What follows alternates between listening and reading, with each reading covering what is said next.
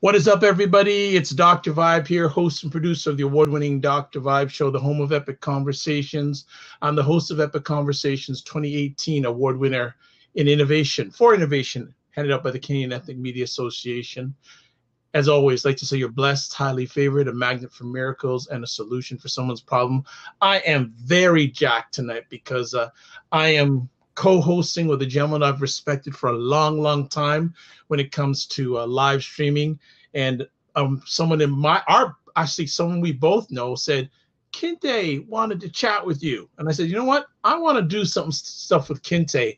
So we are making it happen. Don't know how often it's going to happen, but it's going to happen more than once. Let's put it that way. So it's my honor and pleasure to introduce an extensive and great and professional communicator, not a live streamer, communicator, Mr. Kinte Fergerson. How are you, my man? I'm doing great. I am so happy to be here. As you know, I'm a big admirer of your work, and I consider it an honor and a privilege to be sharing the broadcast space with you. And I'm looking forward to our conversation tonight. I think it's so important for us to have these conversations, and I love that you've always created a platform for it. And it's, sometimes, things go crazy in the world, and we just need that proper place to talk, right? And before I continue, I want to give a shout out to Kiana. Yes. A couple of years ago, we started a show called the Black Empowerment 365 Show, where I wanted to talk about some of these things in our community. And I was very angry, and I wanted to do it from a very angry standpoint. And Kiana, who balanced me out, kept me from doing that. And I appreciate that. So I'm really happy about tonight.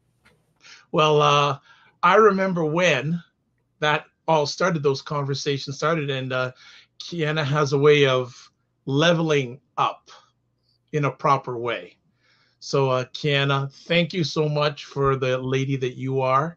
And I miss your laughter. I love your laugh. I haven't heard it for a long time. So Kinte's already said it. I always said, anytime you want to jump on, we make room for you in a positive way. Not we're going to kick anybody out. You've earned it. You deserve it. So anytime you want to jump in, no problem.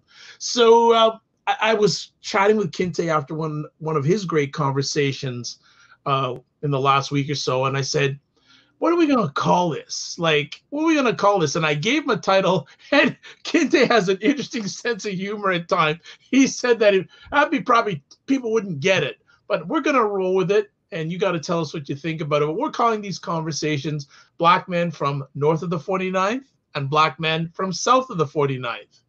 If people don't get it, the border that divides Canada and the U.S., I'm in Canada, Toronto, and Kinte's in the U.S., is a 49th parallel. So that's how I came up with the title. So great title, by the way. I don't know. As the more I live stream, the more creative I get. So that's what we're going to roll with. If you don't like it, we don't mind. If you like it, we don't mind. You know what's funny about that is when I first started doing podcasting, I had these ideas for these very, intricate titles that, really had some thought to it. And then I realized that most of the audience, if you just call it something very simple, it, like if you go too slick with it, it gets lost. So, but I like this though. For the conversations we're going to have, I want, this is a great title for it. So absolutely, because both Kinte and I believe that we like to have global conversations. Because I can speak for myself. I'm not going to speak for Kinte on this. I've had the opportunity through live streaming to speak with. We'll pull in our good friend Melvin Lars, melanated, as you say, melanated people around the world, and a lot of us have the same challenges, the same thoughts, or even different times of different thoughts. And Kinte provides a great platform, and I hope I do most of the time a great platform for melanated and non-melanated people to have thoughts that are applicable to us melanated people. So I thought two of the hottest topics over the last little while are the NBA in China and the continuing going on of the Amber Geyer case, because I've not really, especially on the Get Vocal platform, thanks to everyone on Get Vocal, haven't heard too many people really get into it. Right. So we want people to, as Mr. Chris Como said, let's get it. Let's get after it. So unless your head's been in the sand, the NBA and China ain't having fun lately. You know, many years ago, there was a movie called Hoop Dreams. Well, right. China is Hoop Nightmare for and the NBA right now. So long story short, a few weeks ago, well, I think 2 weeks ago, 2 Fridays ago tomorrow, we're streaming live on October 17th. The general manager of the Houston Rockets, Daryl Morey, put out a tweet saying, "Fight for freedom, stand with Hong Kong." Oh, didn't go over too well in China, you know, and there's been a lot of protests been going on for, I think, over 20 weeks in Hong Kong right now, because in the next few years, yes, happy work week, Keanu, love to come on. Yeah, the NBA is backpedaling, absolutely. And the, you know, a lot of things were either canceled or rescheduled. They play because the NBA had teams playing games in China because it's a big cash cow for the NBA. Money, money, money for the NBA. But as the tour ended of many of the teams, there were games and there were no advertisements on the floor. Everything was taken out. It was like a no frills basketball game. Yeah, they're taking down. You know, Canada, you're right up to speed with it. And then a certain gentleman named LeBron James, you may have heard of him, came out and had something to say about it. So we're going to do a screen share on this, and you're going to hear what Mr. James had to say about it. So bear with us. Let's see if we can.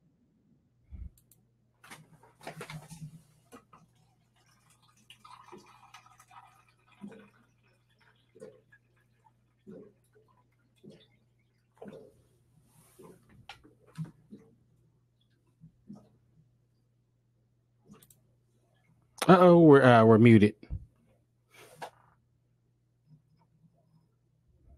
I'm not here to judge how the league handled the situation. You know, I just think that, you know, when you're misinformed or you're not educated about something, and I'm just talking about, you know, the tweet itself, you know, you never know the ramifications that can happen. You know, we all seen what that did. Not only did for our league, but for all of us in America, for people in China as well. And sometimes you have to think through things that you say that may cause harm, not only for yourself, but for the majority of people. And I think that's just a prime example of it. I'll give you a one-on-one exclusive because you're my guy. Adam, while you were in China, did you feel like he was receptive to what you guys had to say when you guys met? I think Adam has always been receptive about what the players and the coaches and, you know, the owners or whoever kind of have comments about our league. And at that particular time, I thought he was very receptive as well. You know, it's a tough situation for Adam as well, having to put out such a fire that he didn't create, that he didn't start. So, you know, I believe, you know, it was great for him to come, you know, from Tokyo to come to Shanghai, and for him to have a meeting with us and for us to have our opinions and what we felt was best going forward, not only for Adam and the league, but for all of us. Okay, so that's a bit of it's about a 7-minute press conference that LeBron gave. That was the core that I wanted to share on the conversation with everybody. LeBron took a lot of heat for his comments. Right. To the point where yesterday he said he's not saying anything else about it. Now in Hong Kong, they were burning LeBron James jerseys. And now I'm living here in Toronto. There was a GoFundMe account started by a group about talking about freedom for Hong Kong. And they were selling T-shirts. And the first game of the Toronto Raptors is on Tuesday night. They're going to be handing out these T-shirts outside of Rogers Centre. So potentially you're going to have the first game of the reigning NBA champions live, and you're going to be seeing hundreds, maybe thousands of people wearing these T-shirts saying "Free Hong Kong," whatever. And that's probably a look that the NBA don't want. Oh no, definitely not. 100% not. So I flapped my gums long enough. But Kinte, what are your thoughts on this? This story is not going away. You know, what's interesting about this is people are using this conversation to throw LeBron under the bus, to throw Steve Kerr, as well as Greg Popovich under the bus, because they've spoken out on matters dealing with the president, displeasure in number 45. They've also spoke out positively when it comes to the conversation about black men being murdered by the police. And so now you have these people in the media saying they're hypocrites because they are not really saying anything about the situation with Hong Kong. And the way I look at it like this is, people in Hong Kong wasn't speaking out about black people getting murdered in the streets. So, you know, where do they get off saying that LeBron James or anybody has to speak up about that issue? They weren't speaking up in our favor. And to be honest with you, we have so much issues here with our own status that why should they do that? And, you know, so when you hear people say it, and I'm gonna call somebody out who's the main person, one of the main people that's talking this is Will Kane on ESPN. Unfortunately, I drive a lot when he's on the air, and I've been listening to him drone on and on, talking about you know, LeBron is a fraud. These people are fraud because they didn't speak up for Hong Kong. First of all, most people have no idea really what that situation is. I ain't gonna sit here and act like I'm an expert in that situation at all either. But where was these people who speak up about what China's doing in Africa? You know, how they're putting black people into slavery in Africa and exploiting our country as well. Exploiting our home, our motherland. So I don't necessarily think that. I mean, I understand. You know, China's a big market. It's a lot of business. You know, billions of people, billions of dollars that go through China. So I understand, and then, you know, I understand why people would be hesitant to say something. And then also, LeBron was correct, and just to let people know, I am a Laker fan, but believe me, I put black people before everything. So it doesn't matter that he's a Laker or whatnot. If he's wrong, he's wrong. Believe me, I call him out.